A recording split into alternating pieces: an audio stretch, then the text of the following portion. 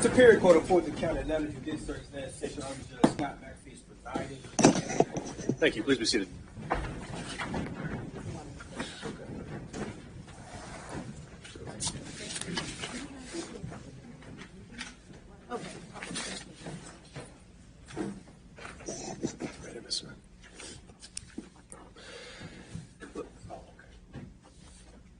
Let's go on the record with 23 SC 188947, State versus Kenneth Chesebro.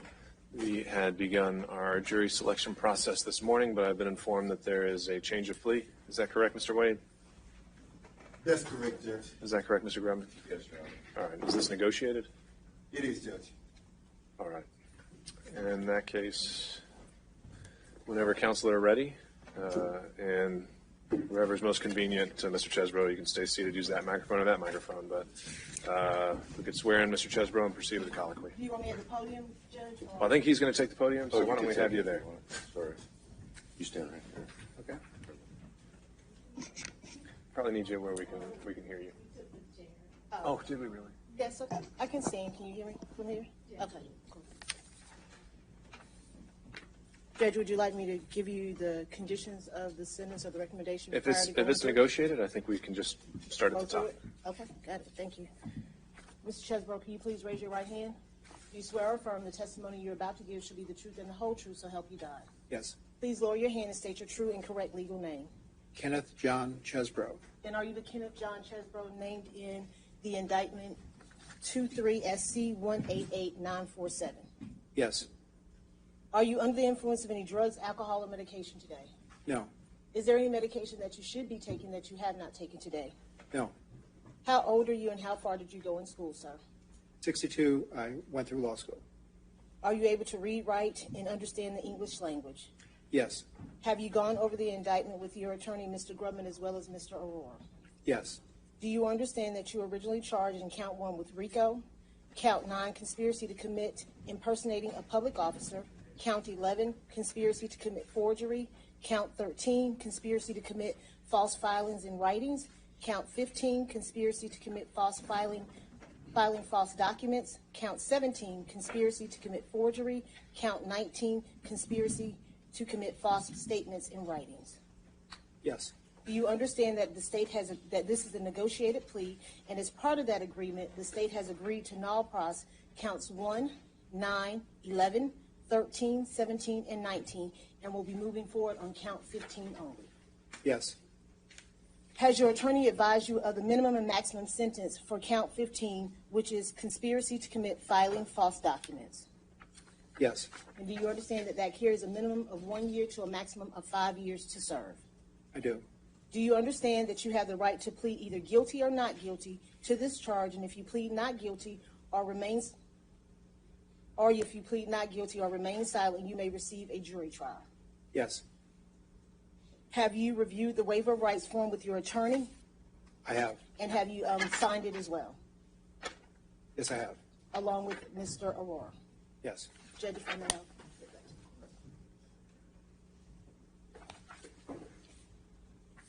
Have you had enough time to speak with your attorney, Mr. Aurora, and Mr. Grubman? Yes. Have you had an opportunity to talk with them about all the facts and circumstances regarding the charges in the indictment, including your potential defenses? I have. Do you need more time to discuss your case with either of your attorneys? No.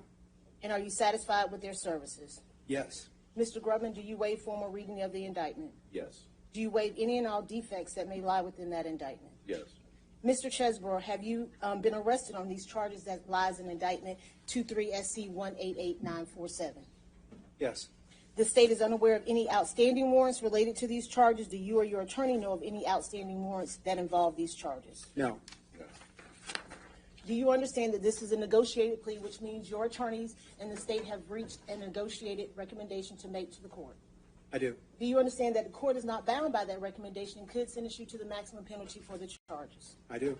Do you understand that the recommendation in this particular case as to count 15, conspiracy to commit filing false documents, is 5 years to be served on probation, a $5,000 fine, and that I believe you're asking the court to treat you as a first offender, is that correct? Yes. I'm sorry, $5,000 restitution. You understand that? Yes. And do you understand also special conditions of the probation is that you complete 100 hours of community service, Yes. and that you write an apology letter to the citizens of the state of Georgia? Which I have, yes. Yes. And that you truthfully testify at all hearings and trials involving co-defendants in this matter, that you have no communication with co-defendants, witnesses, or the media until all cases have been resolved against all co-defendants. Yes. And do you understand that you must give a full recorded proffer with the state, that you continue to also provide documents and evidence subject to any lawful privileges asserted in good faith?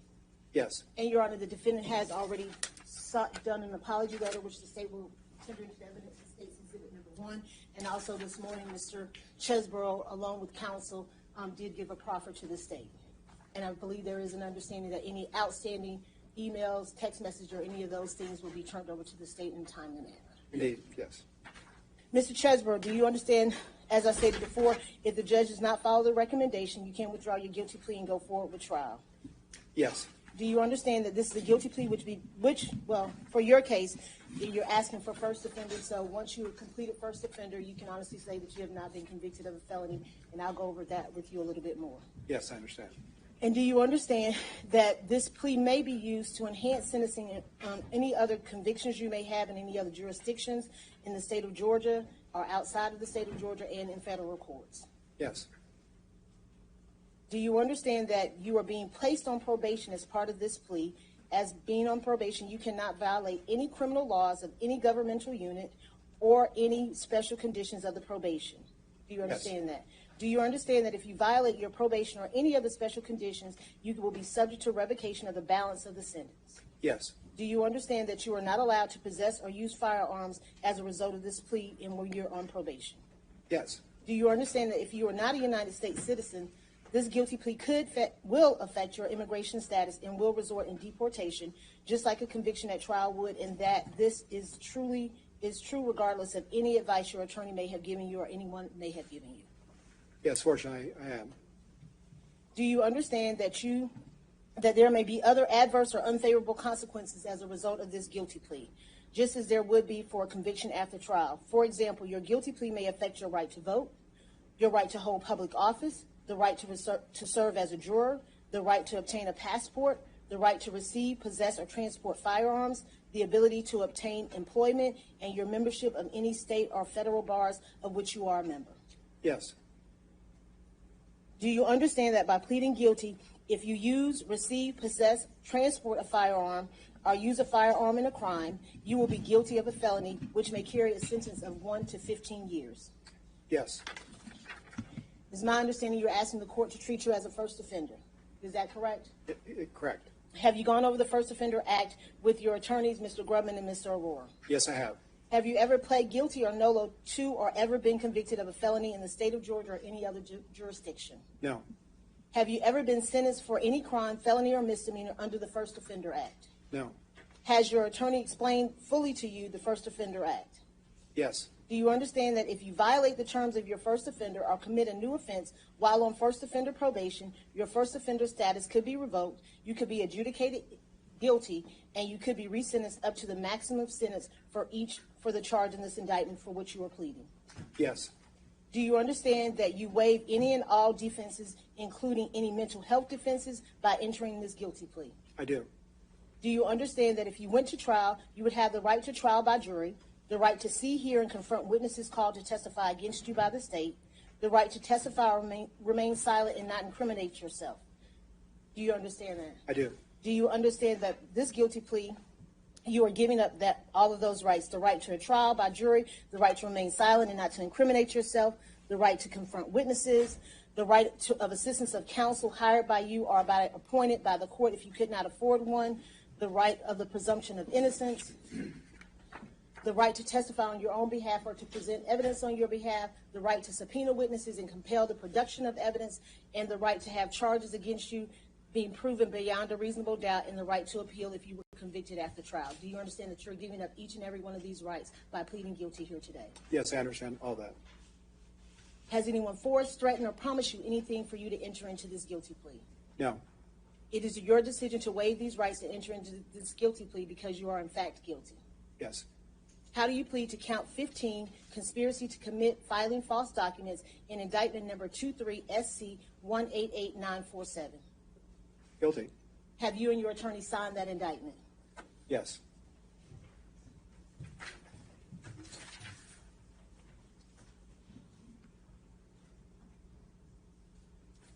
Your Honor, the indictment has been signed and the guilty plea has been. Is your guilty plea freely and voluntary given with full knowledge of the charges against you? Yes. Do you understand that you only have a limited right to appeal this guilty plea? Yes. And do you understand that you would have 4 years from today's date in order to file a habeas corpus petition challenging the voluntariness of this plea? I do.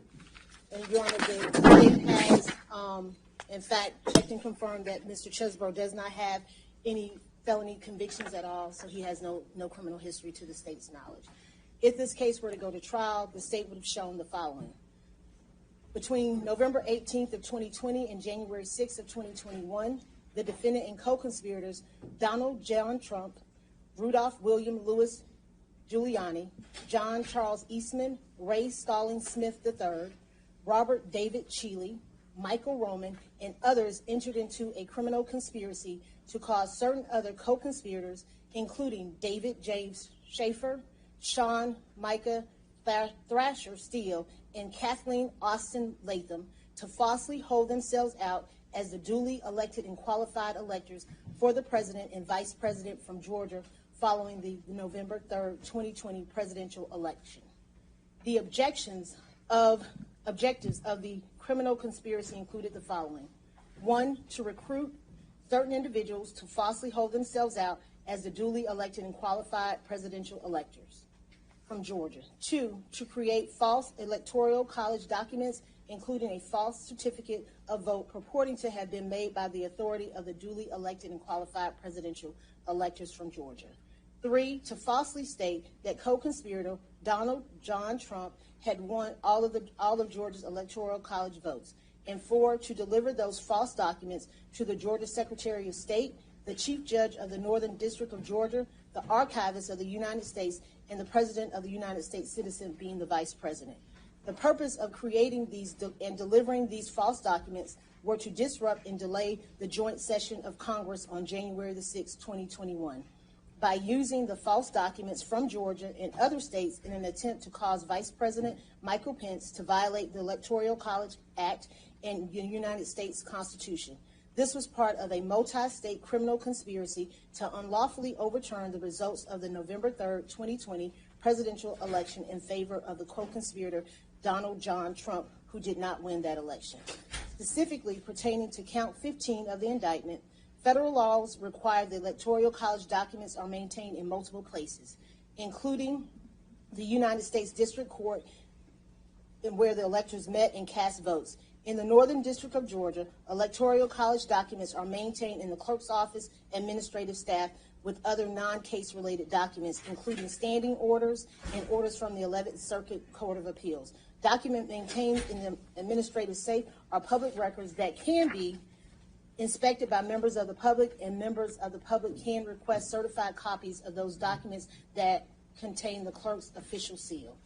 Overt acts committed to effect this object of the conspiracy included, but are not limited to, the following. 1, the defendant created and distributed false Electoral College documents to individuals in Georgia and other states in coordination with Donald John Trump for President, Inc., also known as the Trump Campaign.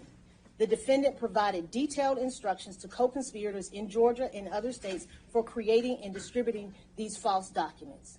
3, co-conspirator Donald John Trump and John Charles Eastman solicited the director of the Republican National Committee to assist in recruiting persons to serve as fake electors in Georgia as well as in other states. Co-conspirators Rudolph William Lewis Giuliani solicited persons to serve as false electors and provided strategic instructions to several co-conspirators concerning the execution of the conspiracy in multiple states. 5, co-conspirator David James Schaefer, Sean Micah Thrasher Steele, and Kathleen Austin Latham and others met at the Georgia State Capitol in Fulton County, Georgia on December the 14th, 2020, created false Electoral College documents that falsely stated that the co-conspirator Donald John Trump had received all of Georgia's electoral college votes and delivered those false electoral college documents to Congress and other governmental entities. The co-conspirators also attempted to deliver a copy of the false electoral college documents to the Northern District of Georgia for the purposes of filing, entering, and recording those documents in that court, having reason to know that those documents contain materially false statements that the co-conspirators were the duly elected and qualified presidential electors of the state of Georgia. The defendant was personally present on the grounds of the United States Capitol during the disruption and delay of the joint session of Congress on January the 6th. That would be the factual basis for this plea, Your Honor. Anything else to add, Ms. Young? Nothing further from the state. Is there any recommendation from the state on a behavioral incentive date, which I believe would have to be imposed in this sentence? The state has no issue with that, Your Honor. We understand that it will be as such. What term would you recommend? 3 years. All right. Mr. Grubman, are you in agreement with that? Yes, Your Honor. Just to clarify for the record that given good behavior and following the rules and the statute, that Mr. Chesebro's probation would terminate after 3 years. And are you requesting immediate sealing, Mr. Grubman? Yes, sir. All right. Is there anything else that you'd like to add onto the record, Mr. Grubman? I would just like to thank the court, Your Honor. I know this has been a strain on court resources and a strain probably on your patience. And I know from time to time I may have been one of the people that caused that. But thank you for your patience, and I really do appreciate it because I think the court's done a great job, and we appreciate it on behalf of Mr. Chesebro. Well, Mr. Grubman, there's no need to thank me. We are here to give everyone their day in court. So I hope that's what we've been able to accomplish here today. Mr. Chesebro, I have a few questions for you, sir. Do you understand the remaining charge against you? I do. And you've heard the rights that you would give up by going forward with this plea. Do you still wish to waive those rights and proceed? Yes. And are you pleading guilty today because you agree that there is a factual basis that supports this remaining charge? Yes, this charge. Mr. Grubman, are you satisfied your client is competent in understanding that the plea is voluntary and that there is a sufficient factual basis? Yes, Your Honor. And there is one thing that I was looking over to my colleagues. We have an agreement. I believe that the state will agree this does not constitute a crime of moral turpitude. That is correct, Your Honor.